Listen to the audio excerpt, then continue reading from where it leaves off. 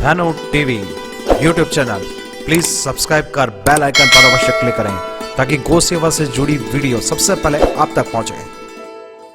जिस विषय को लेकर के हम लोग किसी न किसी प्रकार से प्रतिदिन एक बार उस विषय की चर्चा कर लेते हैं, उसी विषय से जुड़े हुए दो अतिथि हम लोगों के बीच में आज उपस्थित हुए हैं।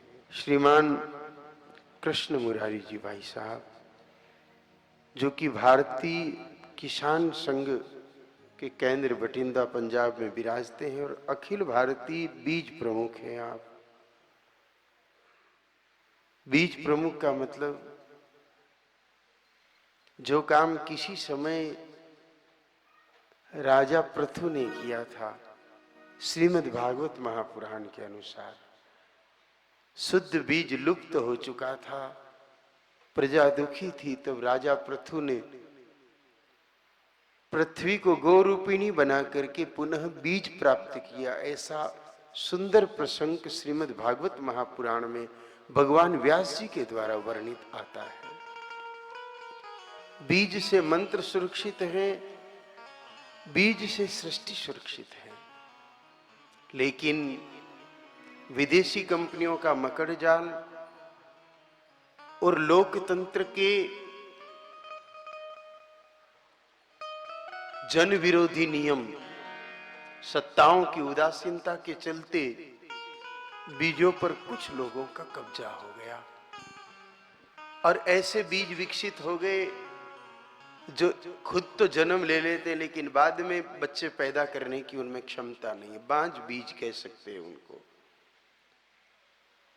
20 रुपए किलो का बीज 500 रुपए किलो में किसान खरीदने को मजबूर होता है। एक बार बो दिया तो दूसरी बार उसको बोने पर कुछ होता भी नहीं है। ऐसे भयंकर मकड़ जाल के कालखंड में पुनः परंपरागत बीजों को संरक्षित रखना, उनकी संख्या में वृद्धि करना, किसानों को पुनः परंपरागत जो लाखों वर्षों से भारत में कृषि की परंपराएं रही और कृषि के कारण ही भारत समृद्ध रहा, भारत सोने की चिड़िया रहा। इतना कमा लेता था कि इतनी कृषि की उपज थी, खुद के घर का काम कर लेता, गांव के सेवकों में वितरण करता, सरकार का टैक्स चुकाता, मंदिर का कर देता, बची हुई फसल से अपने परिवार की सामग्री खरीदता और बच जाता, वह सारा का सारा धन सोने में निवेश करता। हर घर में बहुत बड़ी मात्रा में स्वर्ण हुआ करता था, इसीलिए भारत को सोने की चिड़िया कहा। इसके मूल में बीज था, वो बीज गया और भारत गया। तो हम खूब खूब साधुवाद देते हैं आदरणीय कृष्ण मुरारी जी भाई साहब को कि आप एक बहुत पवित्र सेवा में लगे हुए हैं। बीज रक्षा इस समय हर तरीके से, खेती के बीज की भी रक्षा की जरूरत है और सनातन संस्कृति के बीज की रक्षा की भी आवश्यकता है, और उसी प्रयास में आप लगे हैं।